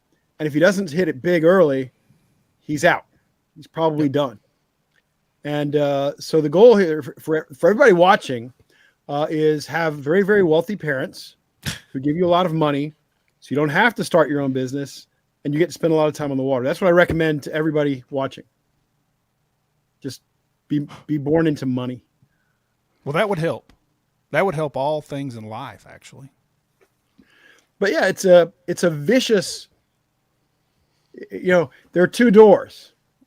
The financial wherewithal, mowing the grass door, and the just get out of school and hit the trail door. The problem is behind that door, there's a tiger behind one door and there's a lion behind the other. And either way you do it, I don't like your chances. Well, let me tell you what lies on both sides of those doors that these young men aren't thinking about. What lies on the side of both of those doors is a girl. And with that girl comes marriage, and with that marriage comes children. And with that comes a ton of responsibility that they are not thinking about at a young age. And it changes every man's mindset in life and what is important. So then you've got to decide which man is set up better for that. Okay, so here's my question. This is a question that's never been asked, and then we'll take another break. This leads to everything. Never asked this. I've always had an issue talking about, dedication, putting all into it, going for it, figuring out a way. There is a way. Okay, college graduate, you kind of like to fish. I think this might resonate with a lot of our listeners on BTL. You like to fish. It's kind of your deal. You get into it more and more. You do the thing. You get married. You have a couple kids. You've got a good job. You have the 4 weeks of vacation. Maybe you have some success. Yeah, obviously, if you have the kids, you've had the first part. Sorry. Maybe you've had some success at the BFL level, at the Bass Nation level. Mm-hmm. You got a couple weeks off. You jump into a Toyota. You jump into an Open. Holy cow, I checked it. I cashed a top 10. I got a buddy who's out there on tour. He thinks I can frickin' do this. Now it's my passion. Now I'm not golfing as much. Now I'm listening to the BTL podcast. Now I'm also not fishing the Wednesday nighter because I'm going to T-ball practice or gymnastics practice. But now this is something that I've kind of dabbled in, and now it is my passion. And now I'm trying to think, well, I like my job. I make great money at my job. I do it. But, man, YOLO. We only live once. You only get one opportunity at it. I listen to Carl's podcast. I read Brandon Polinick's inspirational quotes and getting up about there is no can't. And like I said, this is all legit stuff. But like I said, I've got 2 kids and I have to worry about their college fund. And I've got a wife who's also working a full-time job and all her family and all the stuff that I've got. And where's the path for that guy? Is there a way where you go, hey, well, you set yourself up to where you don't have a chance. You're not in it. You're never going to be a professional angler because of decisions you made earlier. What about the guy that's doing everything right? He's got the college degree. He's done it. He's not like me to where I'm not married. I don't have kids right now. And I've been doing this for 15 years. Mm-hmm. What about that guy? That's the guy that's spending money in the industry that's a solid, hard-working American citizen that's trying to figure out a way to live his dream and has the balls to do it if he just sees a path. Where's his path? I've yet to have a guest on or anyone on who shows me what that guy's path is to the Elite Series or to the BPT. Well, the path just got a lot harder for that guy. I'll tell you that. It's a lot harder right now than it was even just a year ago. Yeah, I don't have an answer for that guy, but I don't have an answer for the other guys really either. The guys who participate in the highest level of this sport, the guys who have been successful at it, the Bradley Hallmans, these guys, whether you're Van Dam, whether you're Bradley, whether you're whoever, you either had a lot of financial freedom or you've made massive sacrifices. Those are the only 2 paths. I think you got to do both. You got to have both. That's not true because I'm still trying to do it and I've just made massive sacrifices. Well, you've got to. I know what you're saying, and I understand it feels that way. No, dude, I've given up 401ks, health, dental. I'm 38 years old. If I decide to have kids, I'm gonna be trying to play catch with a kid in my 60s. I wasn't doubting the fact that you didn't feel like you'd made sacrifices. I was talking about the financial side of it. Yeah. Well, that's just on me being a dumbass in some cases. And, no, I'm not saying that. I'm just saying that you have been fortunate in a lot of ways that you're not giving yourself credit for to be able to do this. Yeah, I've been savvy in some ways. So what we're saying is, if I can cut to the chase here, the real bottom line is professional bass fishing is a fabulous career choice. Mm-hmm. Exactly. Keep going. And guys, everybody watching, jump in now. Yeah. Yep. The water's fine. Yep. Sukup is a good example. Do you guys have an answer for my scenario that I laid out there? Sukup doesn't fit that, correct? No, he doesn't fit that. Okay. He's my lawnmower and grass guy. Yeah, 100%. Okay. He's an anomaly. It's got to be like I saw it there. It's got to be. You have two options.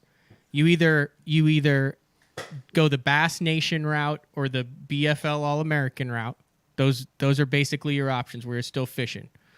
Or you look at your life and you figure out what you need to do to maintain what you have without putting them at jeopardy or your financial situation at jeopardy, to where you then have the time to be able to be on the road more, which might be a career change, which might be a different bit. It might take you 2 or 3 years to get there. But I had a sign above my door. It said, "Are you one day?"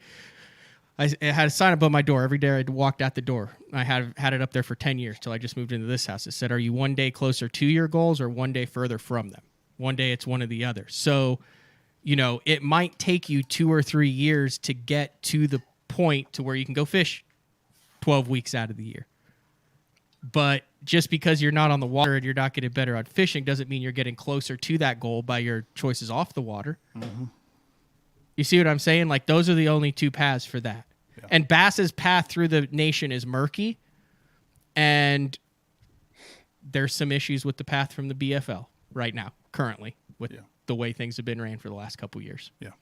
So if you have the Bass Nation to say, look, you're that guy I just described, here's how you do it. Here's the contact. Here's the schedule. Here it is. We know in a year in advance, these are the 3 weeks you need to get off. Here's where the regional is. Here's the deal. I think then you get a lot more awesome stories. And I think it gives that guy who feels stuck but wants a chance to do it without putting his family at jeopardy because he made those decisions. Not wrong decisions, great life decisions. Like I said, a lot of stuff that I don't get to experience, that whole section gets to experience and say, well, it must be nice. You just do the podcast and run around. I'm like, well, it must be nice.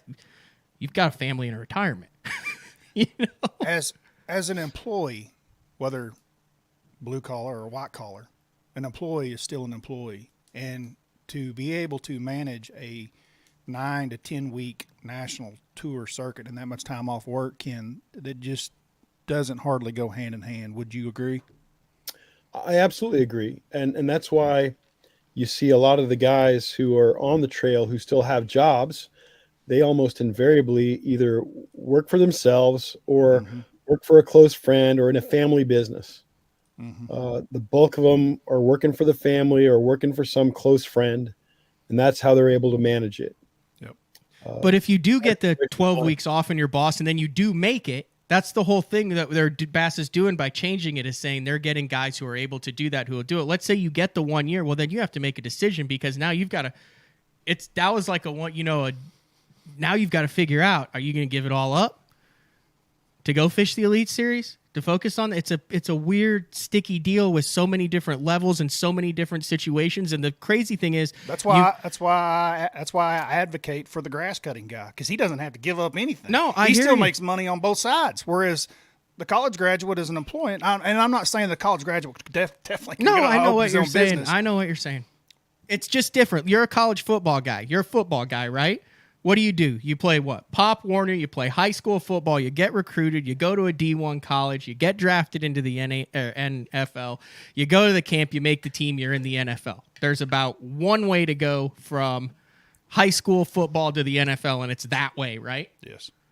Same way baseball's a little bit more convoluted with all the different minor leagues and stuff like that. But as a whole, I think the reason why we have these discussions in fishing is there's 75 different paths, and we can all point to a guy who's taken those 75 different paths and made it. There is no one right way to do it. There is no funneling system to it. Okay. I do have a good example that we're passing over here of someone who went to college,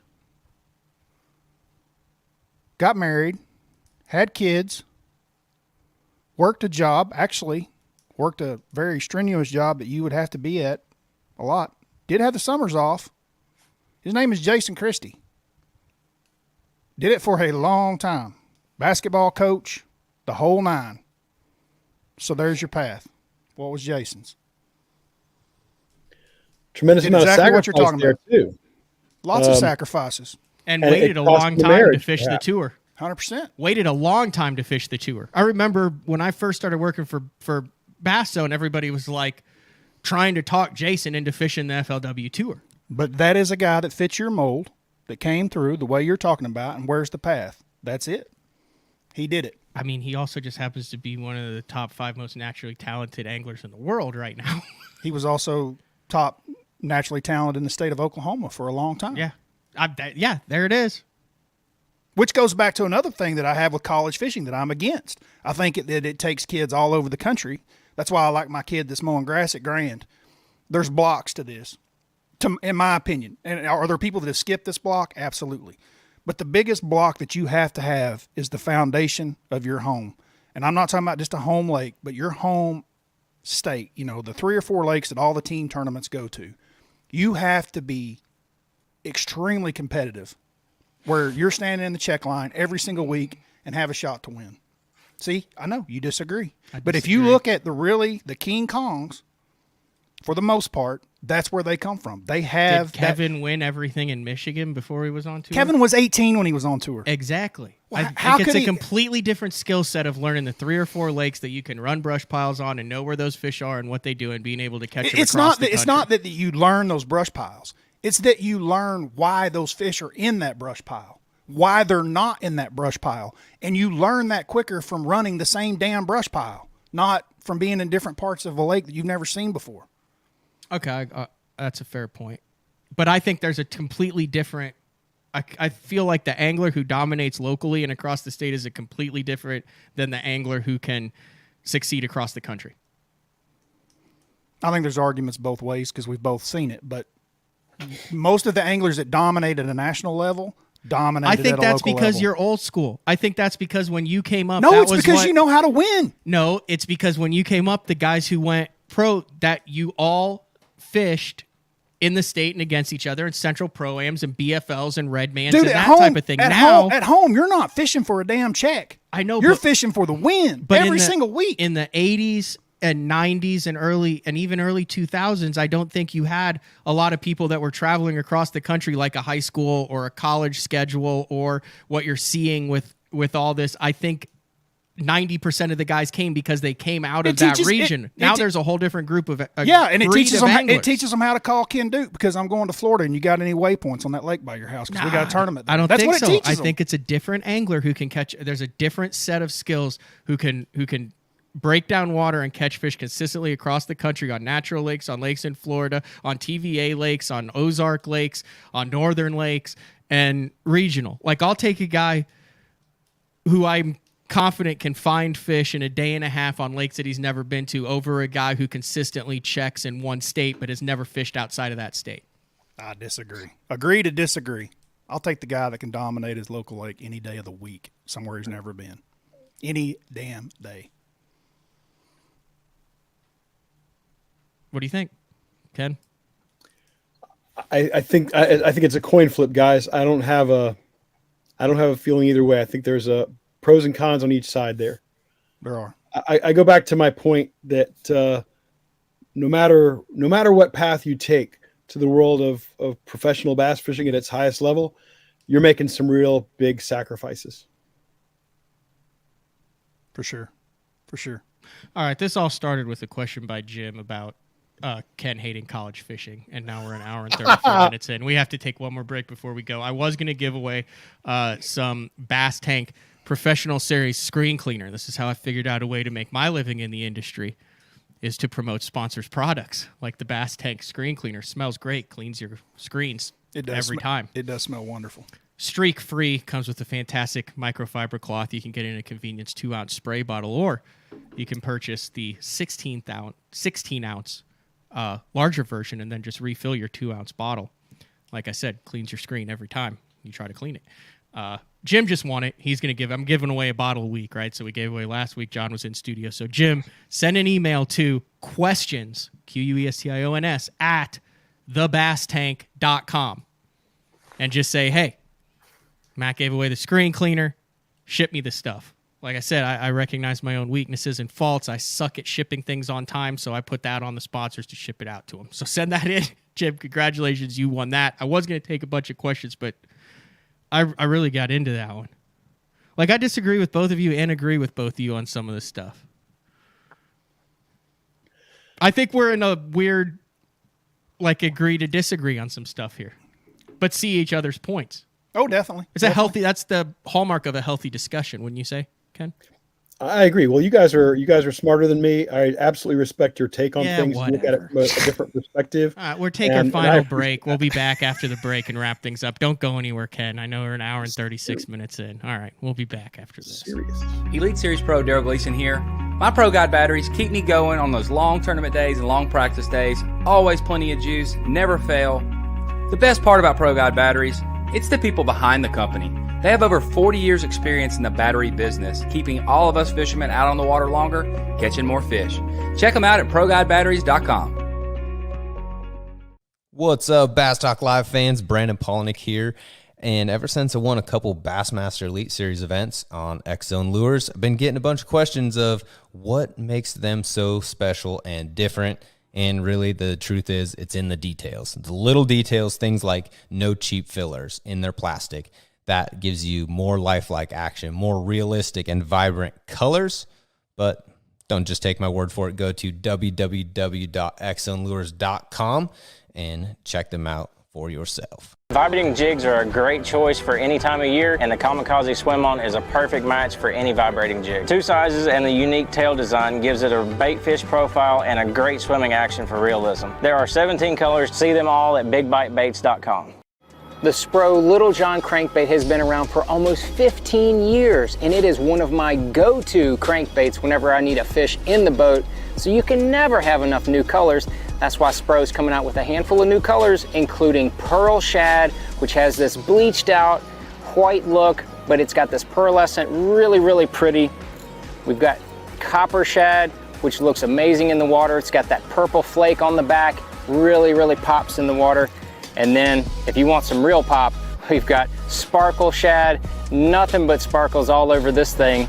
And then last but not least, we've got the matte Sexy Shad, just a really different looking color for a crankbait. So you want to give them a little different look, that matte Sexy Shad is definitely the one to go with. All these colors are available in the original Little John and the MD.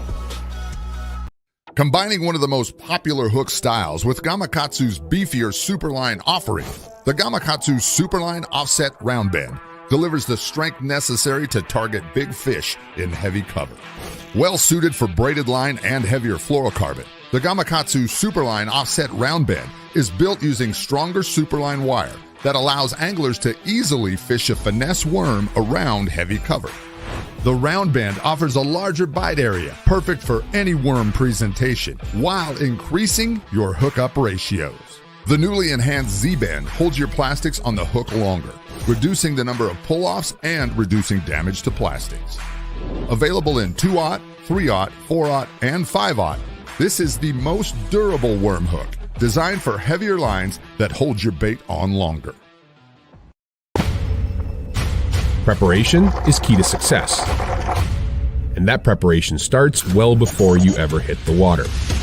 You're only as strong as your connection to the fish, and your line is that critical connection. Confidence in your line every minute of every day on the water is a necessity, and failure, it's not an option. Sunline makes the fluorocarbon, nylon, and braided lines to give you the strength to guarantee your confidence.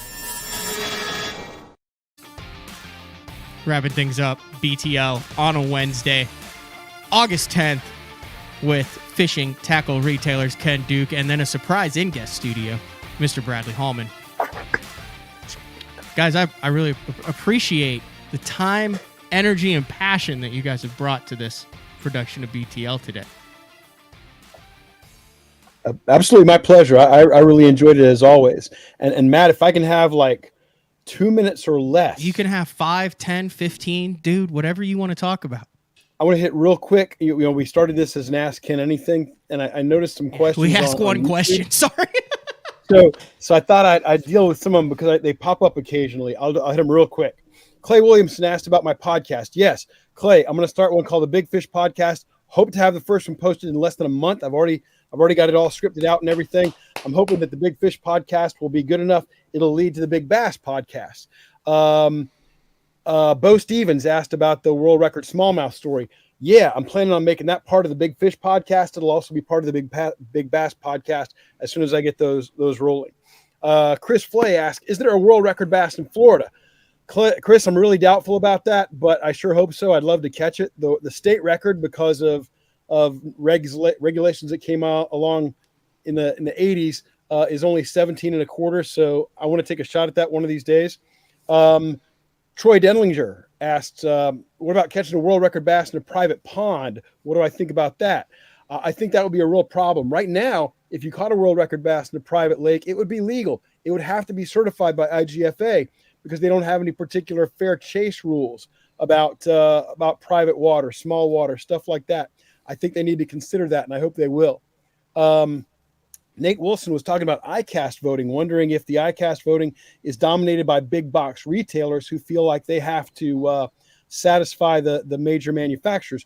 No, Nate, it actually is not handled that way at all. In fact, there are more small retailers at ICAST than there are big box retailers, and everybody has a vote. So that should all be leveled out. And you do see a lot of small companies winning at ICAST, including the company that won overall best of show this year, the Proback Cooler folks. So just want to hit those real quick. Awesome. I was actually wondering if you would touch on that one with the ICAST. I saw that question. Yeah, actually, there are hundreds of voters, of course, maybe well over 1,000 voters at ICAST every year, Brad. And it's about 50-50 between buyers, wholesale and retail buyers on the one side, and media people on the other. Mm-hmm. And I've often thought that the media vote should either be eliminated or they should at least separate those two and give a media award and give a buyer award, because I think that the media and the buyers are looking at two radically different things when they're considering a product to vote for. The other problem I have with the media vote is the media is in some ways beholden to, or would appear to be beholden to, different manufacturers because of sponsorship things. I mean, mm-hmm. There are companies that advertise in Fishing Tackle Retailer and fishingtackleretailer.com. I don't vote for them unless I think they have the best product, but it certainly would have the appearance of impropriety. The same is true for any media person at the show. Yeah, I agree, because I voted. Yeah, right? and because I'm a media person. You got a stake. You'd like to see your advertisers I just didn't vote in the categories that I didn't know. Is that wrong?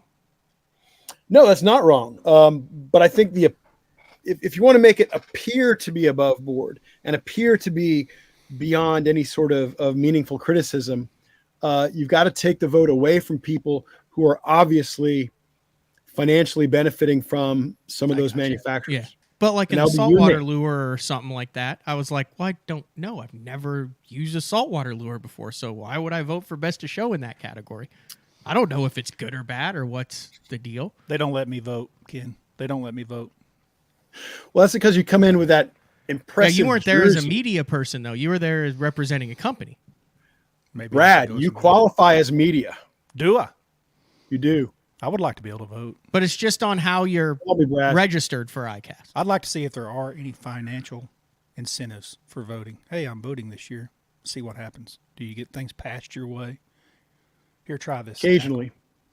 All right. Absolutely will. We do need to do a rapid fire question. Obviously, the next time you're on, if it's okay, make sure it's less than a month, because I want to try to get you on around once a month.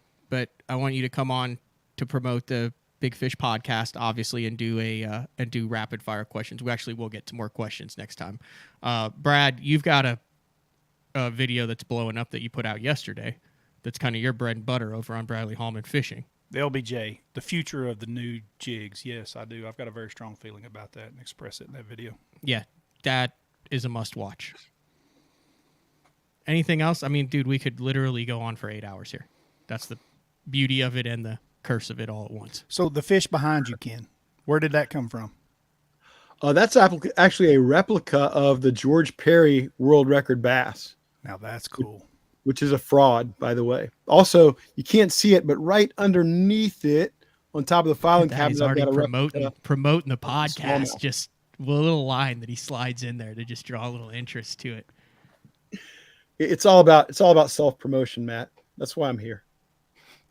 So, can you tell us why the George Perry's a fraud? No, he's doing a podcast in a month called the Big Fish Podcast. That's literally the draw of the podcast. Is Ken knows everything about every record and every fake record and every species of record, where, when, how, why, the crazy stories behind him and the people who have tried to fake it. I know. So what you do is you drop a tease like he did, with a little glint in the eye. So my weakness in podcasting is sometimes I'm listening, but I'm not completely listening, and I didn't get that part of it. I'm very aware of Ken's brain and knowledge. I've always been jealous of it.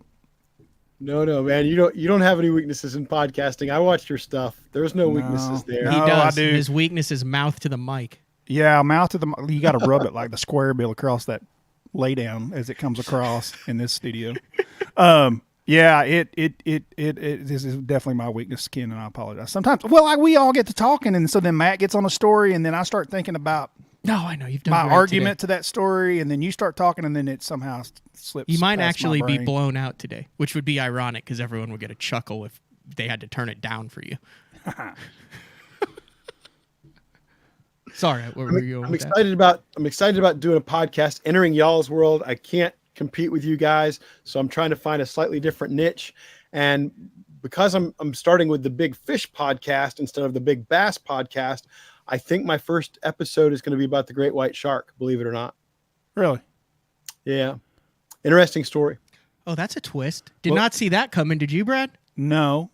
See, my brain. I'm still on the fish behind his head, and I'm really interested in that damn story. I do plan to do it in the podcast. I'm going to save it maybe for the Big Bass podcast, but I want to see if I can get the Big Fish podcast an audience there for that. The story of that fish is going to be at least 4 episodes, maybe 6 of the Big Bass podcast. There's a lot of ground to cover. It's a fraud. Yeah. Wow. I believe so. I've always had a gut feeling about that. Always had a gut feeling about that. Always. I believe I can show pretty clearly that it's a fraud, and that's what I hope to do. That's awesome, dude. That's awesome. I'll be listening. You're gonna have Thank you. I George appreciate Perry's great grandson knocking on your door, going, Oh yeah. Well, his son will come after me. His son is a very, very nice fellow from Georgia who's obviously very proud of his dad, and is not going to want to hear that, but just my opinion. Just how big of an old boy is he?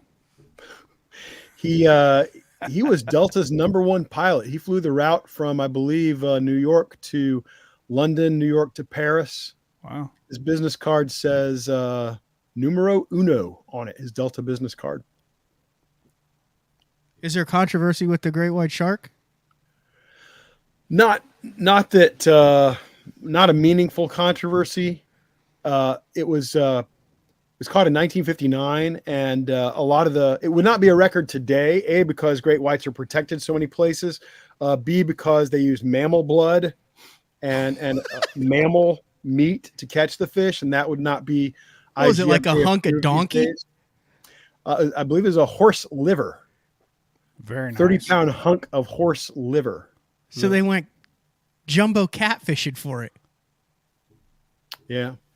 Well, what you did is you trailed a whale oil drip, and you also hung big chunks of porpoise off the back of the boat or the front of the boat, and you drifted through the areas where the great whites were known to accumulate. And this was caught off the coast of Australia. And that would bring the fish to the boat. And then once you identified the fish you want, you'd haul the meat out of the water, and the captain or the mate would take this massive hunk of horse liver and throw it out in front of the shark. The shark hits it, starts to peel off some line. He gets 50, 100 yards away. Angler sets the hook. Game on. I'll listen to this. 2,664 pounds. Wow. Yeah, I'll listen to this. We are all, I don't know why we're all intrigued with great whites, but we all are. I got two listeners now. I got Bradley and Matt. Is it the coast of Africa or the coast of Australia where they feed on those seals like topwater baits? It looks like a bass hitting a spook. Dude, have you not seen that? Yeah. Shark Week. That's the weight. How much did it weigh, so good. Ken? The world record is 2,664 pounds. Whoa, this is cool. Guess how much weight you've weighed in Bassmaster? In 99 tournaments, Brad, out of the course of your entire life with Bassmaster in 99 tournaments. I don't know how I knew this, but I was like, that sounds awful familiar. Is it close to the great white? 2,595 pounds, 9 ounces. Wow. You have literally weighed in over 25 years the exact same weight as one guy with a seatbelt and a horse liver. Yeah. That's bizarrely funny. Yeah. I like it. I think we leave it at that. All right. I love the bonus shows here. This has been a lot of fun, guys. Thanks so much for having me on, Matt. Means we have Bradley, 2 minutes. Always a pleasure. Dude, I hope I didn't crash your show. I was just asking Matt. I hope Ken's not mad at me for crashing the party. No, not at all, man. Anything Bradley Hallman jumps in makes it better. Don't start. There's one thing we know about Ken. If he's not a fan of something, he ain't afraid to let you know. Well, I enjoyed being on with both y'all. Enjoyed being on with both y'all. Ken Duke. Thanks, guys. Bradley Hallman. BTL on a Wednesday. Thanks, guys. Much appreciated. Massive assets to BTL and the listener. So covered a lot of topics in a 2-hour show today. This has been another edition of BTL, day 4 tomorrow with the man, Frank Scalish. I have no idea what he's going to talk about, though. But it'll probably involve a map and a drawing. We'll see you guys tomorrow.